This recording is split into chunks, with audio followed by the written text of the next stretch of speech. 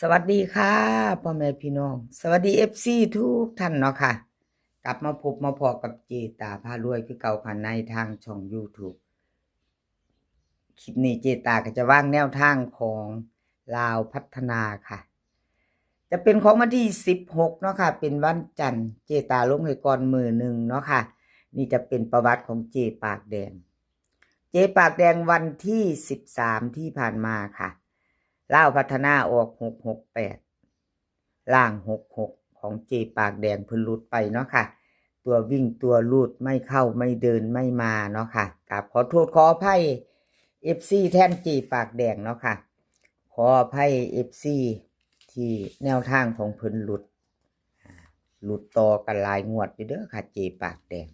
เอาเจปากแดงเป็นจังไดเนาะเจ้าว่าจังไดขามโค้งไปพา FC ไปเที่ยวลาวพัฒนาเด้อค่ะเจปากแดง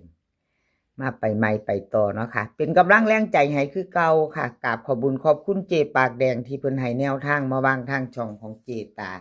ด้วยดีเสมอมาเนาะค่ะบ่ว่าเลขจะเข้าจะหลุดเพิ่นก็ให้แนวทางมาวางทางช่องของเจตาตลอดเนาะค่ะกราบขอบพระคุณหลายๆค่ะ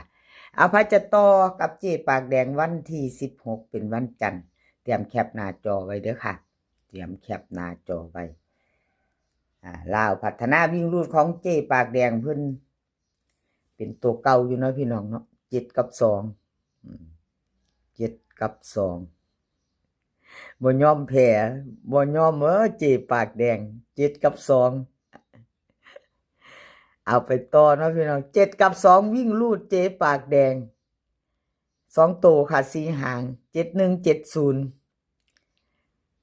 2425เบิ้ลของเพิ่น77กับ22ค่ะ3ตัว3หาง724271 270ค่ะวิ่งรูดล่อง7เด่น2เด้อค่ะของเจปากแดงวงกลมให้ตัวเดียวเด่น2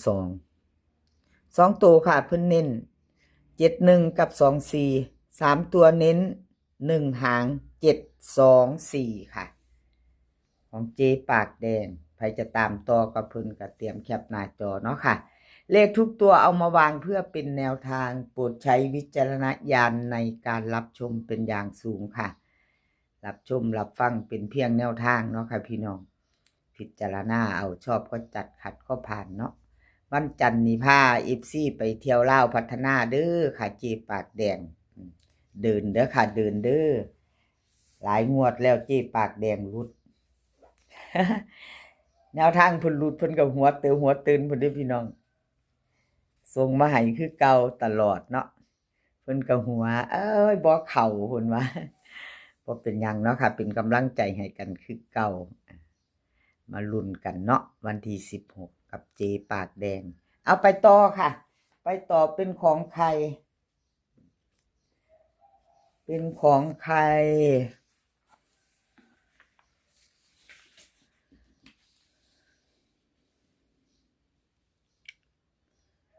ล็อกเทียนทะเลล็อกเทียนทะเลกับขอโทษขออภัย FC เนาะค่ะแนวทางของเพิ่นวันที่13ลาวพัฒนาออก668ล่าง66ค่ะ2ตัวไม่วิ่งรูดกะบ่เข้าบ่เดินเนาะ2ตัวจับคู่ไม่มาเนาะค่ะบ่มี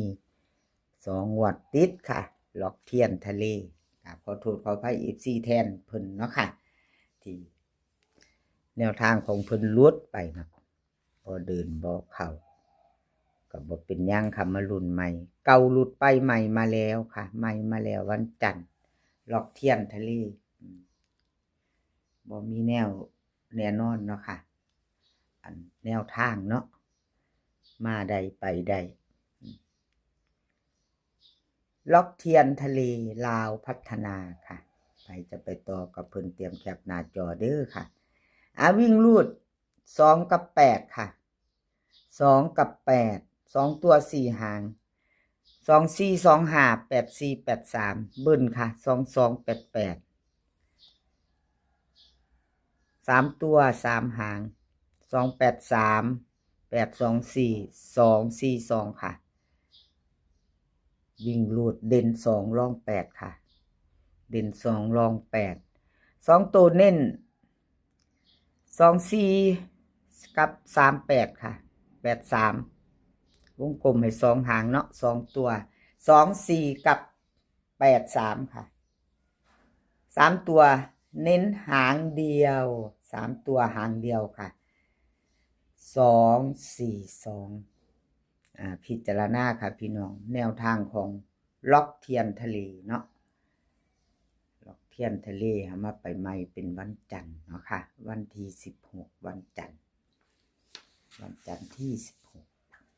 16แคปหน้าจอไว้ครับพี่น้องแคปไว้เอาไปพิจารณาเบิ่งใหม่คันมีไปจะตามเนาะชอบก็จัดขัดก็ผ่านคือว่าล่ะค่ะไม่ชอบก็ผ่านไปเนาะต่อไปค่ะ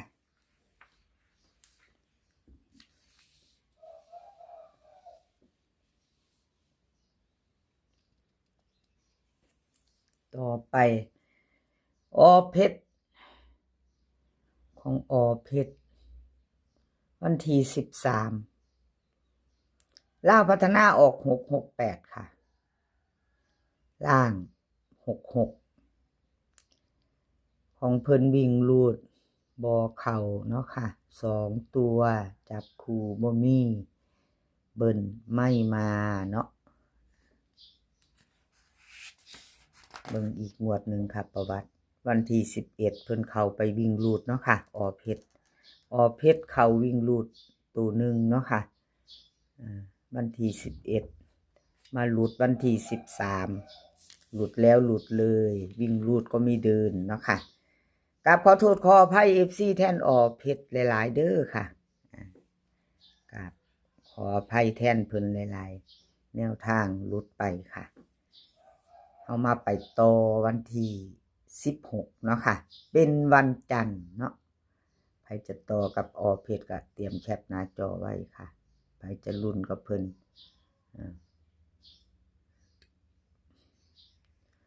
เพชรขาลาวพัฒนาวิ่งรู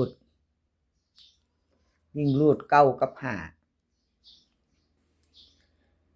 9กับ5 2ตัวค่ะ2ตัว4หาง92 93 57 52เบิ้ลขาด99กับ55 3ตัวค่ะ3หาง957 592 939วิ่งรูดเด่น9รอง5 2ตัวค่ะเน้น92กับ57 3ตัวค่ะ957 592เน้น2หางค่ะ3ตัวเน้น2หาง FC เพิ่นเน้นให้2หางเนาะค่ะ3ตัวของเพชรใครจะตามต่อก็แคปหน้าจอค่ะกราบขอบบุญขอบคุณเพชรหลายๆค่ะที่ให้แนวทางมาวางทางช่องของเจตาเนาะค่ะกราบขอบพระคุณเป็นอย่างสูงFC บ่ว่าจะเป็น FC เก่า FC ใหม่เนาะค่ะที่เข้ามาติดตามรับชมรับฟังเข้ามาเป็นกำลังใจให้เจตาทางช่องน้อยๆเนาะค่ะผู้ติดตามก็ยังบ่ทันหลายเนาะค่ะ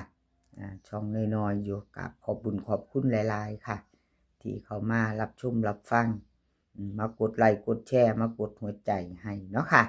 แล้วก็มาคอมเมนต์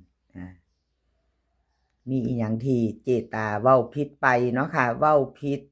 อ่านผิดเนาะเขียนผิดก็กราบขอโทษขออภัยหลายๆเนาะค่ะแล้วก็คอมเมนต์เข้ามาได้แนะนำมาได้เนาะพี่น้องปองปายจะให้เจตาแก้ไขแบบใดเนาะค่ะบ่ว่าจะเป็นการอ่านการว่างกระดาษเนาะค่ะเอาไปเร็วเอาไปซ่าคอมเมนต์เข้ามาได้ค่ะน้อมรับทุกคำติชมค่ะ FC น้อมรับทุกคำติชมบอกกันมาได้เนาะค่ะผิดพลาดอันใดไปก็ขอโทษหลายๆคลิปนี้ขอพี่น้องโชคดีค่ะโชคดีกับลาวพัฒนาวันจันทร์ที่16เนาะค่ะมื้อนี้ก็ขอให้มีความสุขขอให้สุขภาพร่างกายแข็งแรงกันทุกคนเด้อค่ะ สุขภาพย่อมมาก่อนเสมอเด้อค่ะ FC สุขภาพมาก่อนเนาะค่ะเดินทางไปไสก็ขอให้ปลอดภัยเดินทางไปขอให้มีโชคกลับมาขอให้มีชัยคลิปหน้าพอกันใหม่ค่ะคลิปนี้ก็สวัสดีค่ะ